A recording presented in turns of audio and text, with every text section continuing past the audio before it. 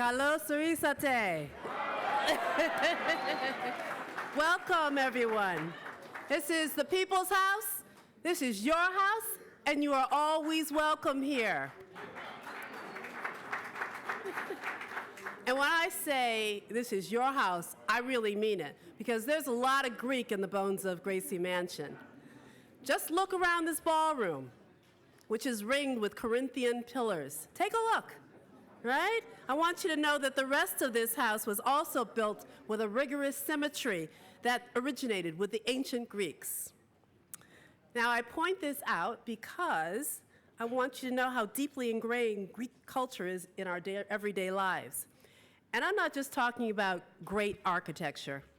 Ideas that originated in Greece are in the DNA of our democracy, our literature, our art. One might even say, in the pillars of American culture. Now, that is one of the most wonderful things about living in New York City is you don't need a plane ticket to experience the very best of Greece. As a result of your hard work, Greek culture is alive and well throughout the 5 boroughs. So, Evharisto? Thank you. For everything that you've done to keep New York City as home to one of the world's most vibrant Greek communities. It is now my great pleasure to introduce a man whose legacy stretches from Athens to Astoria, Archbishop Demetrios.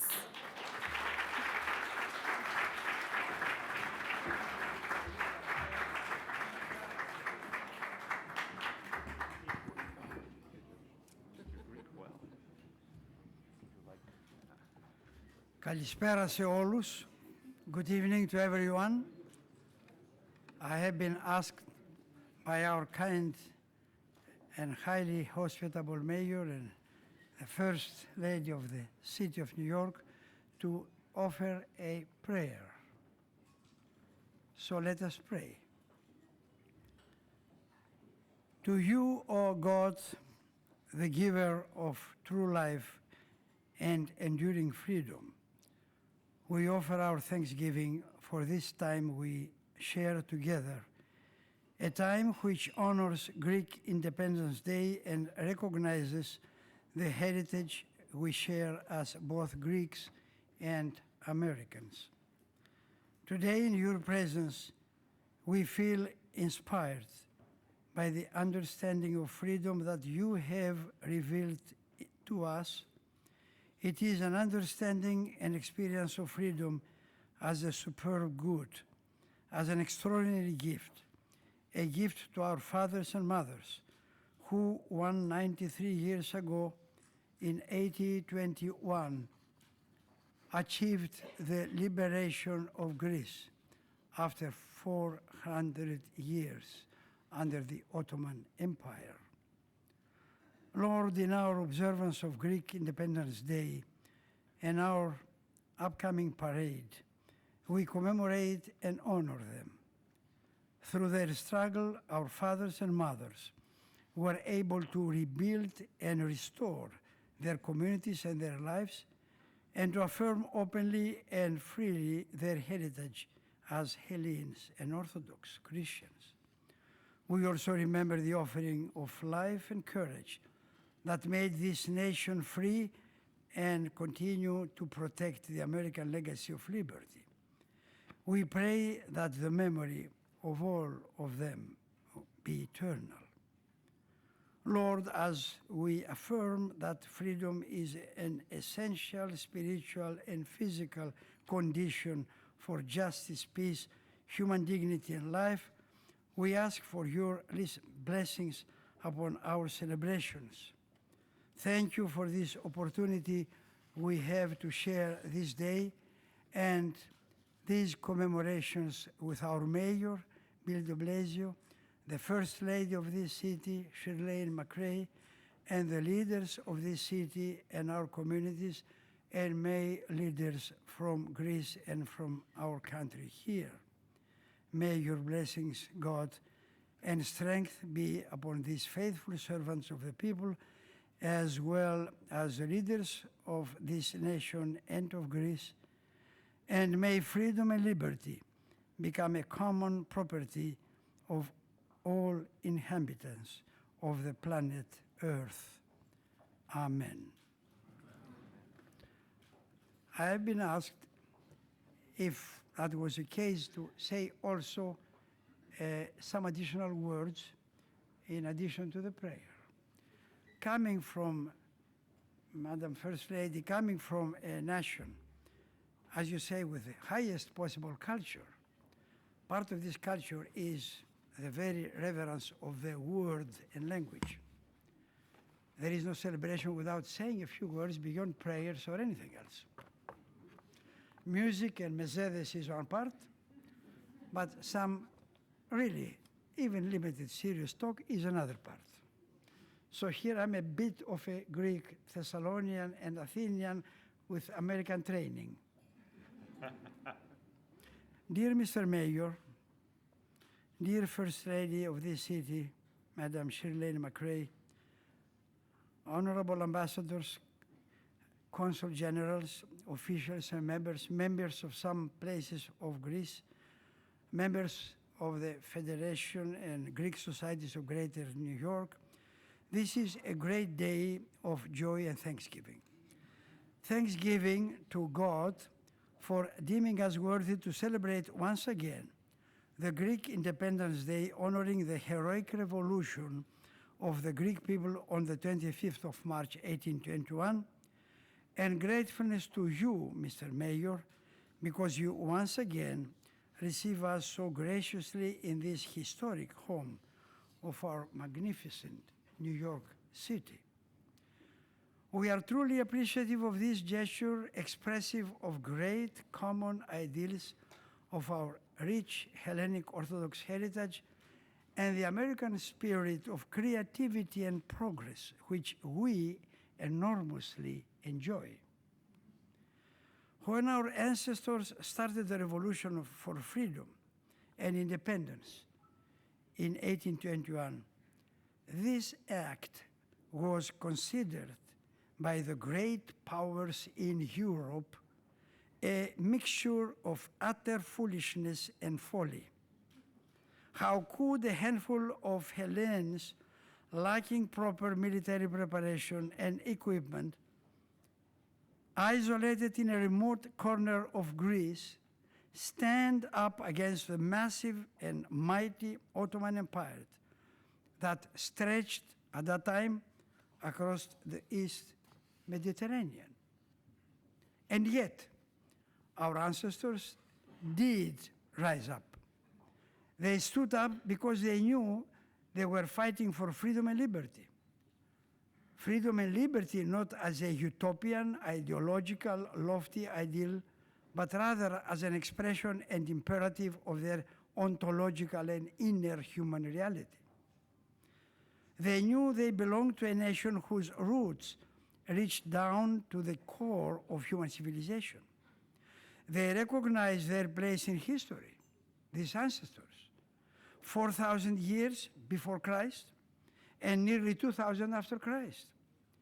They produced a variety of civilizations, all of them, as the First Lady very beautifully said, genuinely Hellenic and advanced cultures in all spheres of human achievement, be it philosophical, artistic, scientific, civic, and even athletic. Don't forget, Olympic Games started 7 centuries before Christ in Greece. Yes, for our ancestors, with this nearly 6,000 years history and freedom and liberty running through their veins as a natural component of their organism, it was a matter of time when they would throw away the yoke imposed on them by the Ottoman Empire and fight for independence. They did the unexpected, and with their heroic achievements, they proved the grave error of judgment of the great European powers of the time. This afternoon, We bow in respect to them. They were not preachers of freedom. They were achievers of freedom and liberty. Mr. Mayor, beloved people gathered here, the people that you have in front of you are descendants of these legendary fighters, and they carry in their DNA the deeply embedded experience and reality of freedom. It's a matter of DNA for these people here. This is why That's what we're clapping for.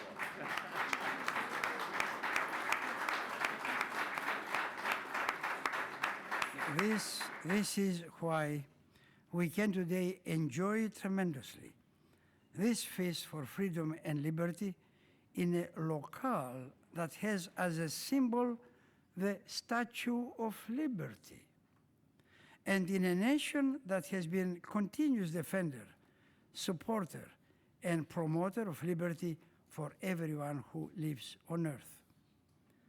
Thank you, Mr. Mayor, Madam First Lady of this city, and may God bless America.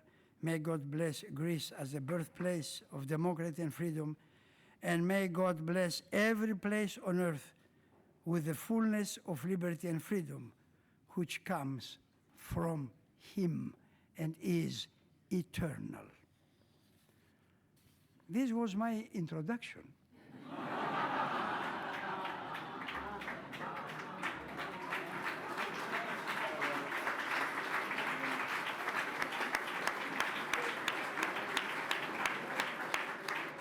To the address now by our mayor, addressing a couple of the mayor and his wife belonging to such a high cultural level. This is the way to introduce him. Mr. Mayor.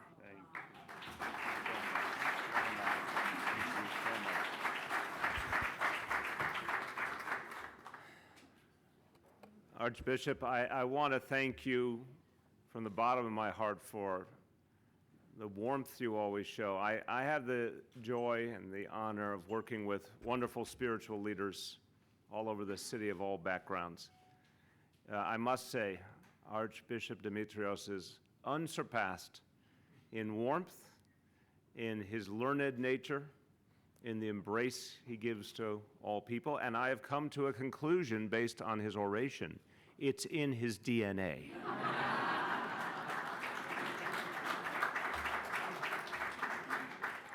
Just so you know, your students are paying attention.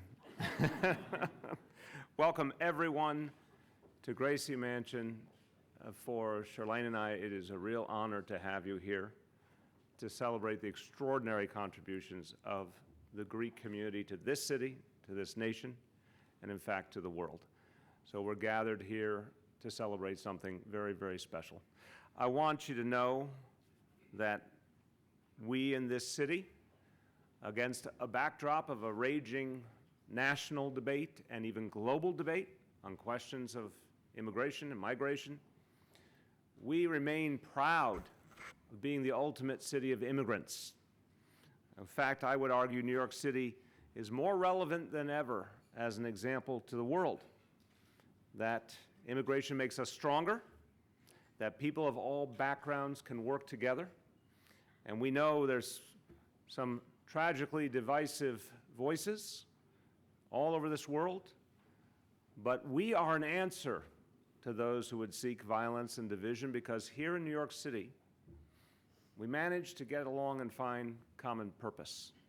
And it's something very striking if you spend time around our spiritual leaders. The bond between the spiritual leaders of the different faiths here in this city is so striking in how they come together in any time of need. We saw a beautiful version of that during His Holiness Pope Francis's visit in September. How he, of course, welcomed a wide variety of religious leaders together, but they stood together in harmony. So we as New Yorkers, I think what we do is more relevant than ever, because the world needs examples of people finding that harmony across differences, and the world needs examples of all that diversity adding up to something even better. And New York City provides that, something we all should be very proud of.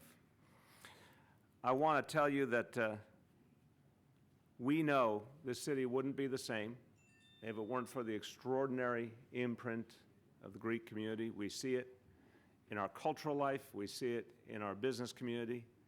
We see it in the very foundation of our democracy. We see it in the design of our coffee cups. It's really everywhere if you think about it. And people are celebrating today, and we'll be celebrating with the wonderful parade on Sunday, and many people wanted to be a part of this celebration. I want to mention some special people who have joined us from our administration. I want to thank our Commissioner for Corrections is here, Joe Pont. I want to thank our Commissioner for Community Affairs, Marco Carrion, my special counsel, Henry Berger, the Chair of the Civilian Complaint Review Board, Richard Emery, our Director for Special Events, who you saw earlier, Carla Matero, and the leading Greek in our administration. You may not be able to see her easily in this room because she's not the tallest member of our administration. Where is she? Is she out there or in here? Where? Point her out to me. Emma Wolf, come out and be seen. Emma Wolf was giving me Greek language lessons right before we came in the door. One of my very most trusted aides and someone who does tremendous things to make New York City better. So the Greeks are well represented at City Hall.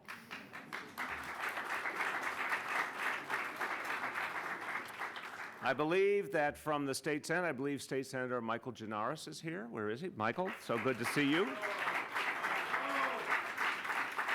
You have a fan club here. And then some wonderful dignitaries who have joined us. Ambassador Catherine Boura, the permanent representative of Greece to the United Nations, we thank you so much.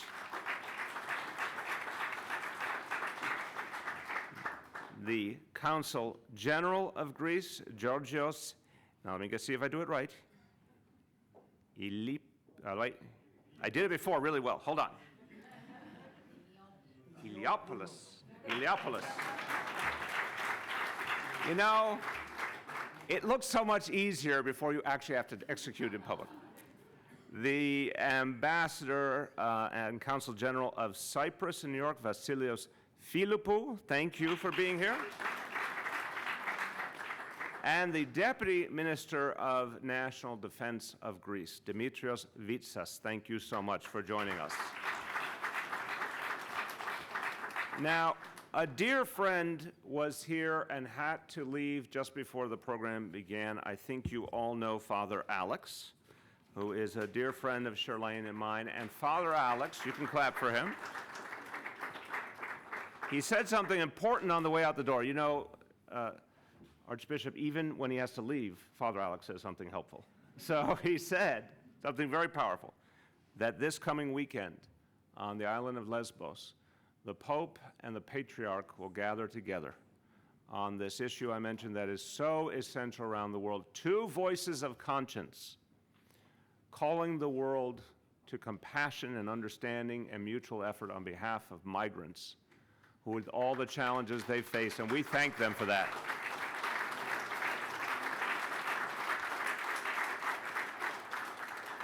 And I should note, anyone who watches the reality of the world today appreciates how Greece has stood up in the midst of this extraordinary moment of change and transition in the Middle East, in Europe, the biggest migration since World War II. And Greece has borne the brunt, but Greece has borne the brunt with compassion and strength. And all of the Western world owes appreciation to Greece. I had the honor of meeting with Prime Minister Tsipras when he was here in September. I expressed my admiration for all that he was doing and that Greece was doing in the face of so many challenges. And I personally, and I've said this publicly many times, I think it is up to the European Union in more ways than one to come to the defense of Greece and offer more of a helping hand in Greece's hour of need. All of that history the Archbishop went over. All of that foundation of civilization and democracy that we acknowledge comes from Greeks and the Grecian people should come with it a sense of obligation from the rest of us to be there for people who have given us so much, to be there for a nation that has given us so much.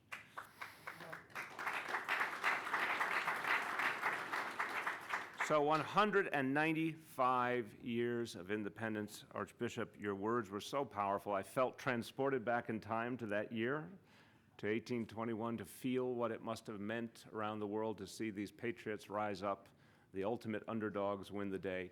And I think they would appreciate, think of those brave freedom fighters, I think they would appreciate, they'd probably be amazed that fast forward 195 years in this beautiful mansion in the middle of modern New York City, they are being celebrated, they are being remembered just as if their deeds were yesterday. And there's something beautiful about that, honoring that independence movement and all it stood for.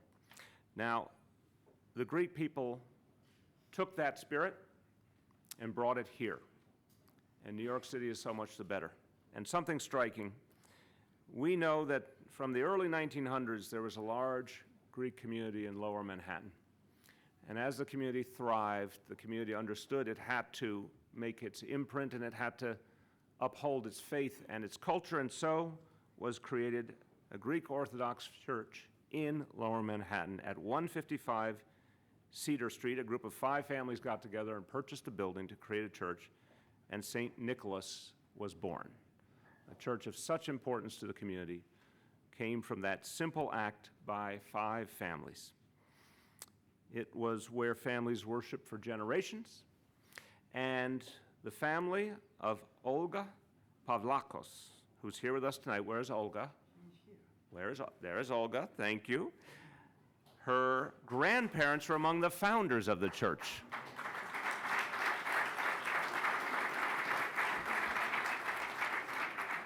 And Olga was baptized there with so many members of her family over the generations, and her parents were married there, and they shared Easter celebrations, and the church was such a fundamental part of their lives.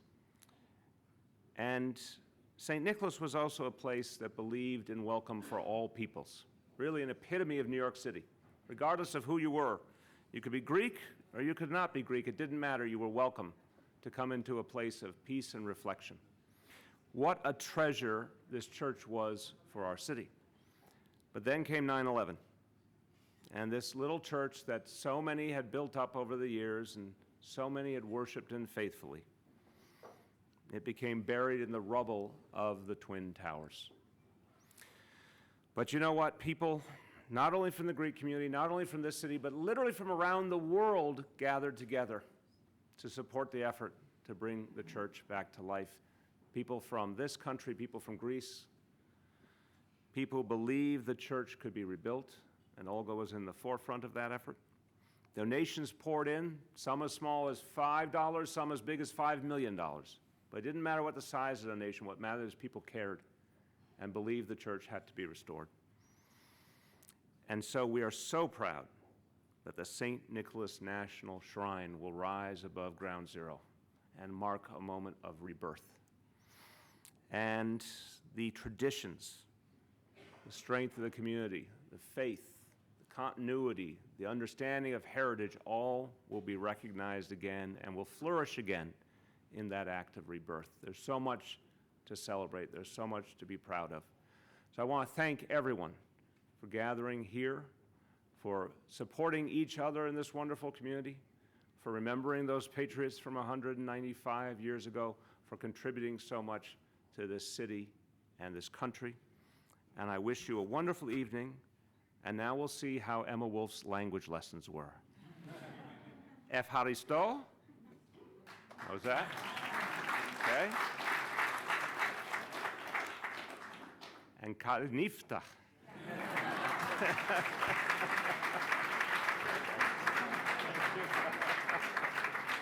Thank you, everyone. Good night.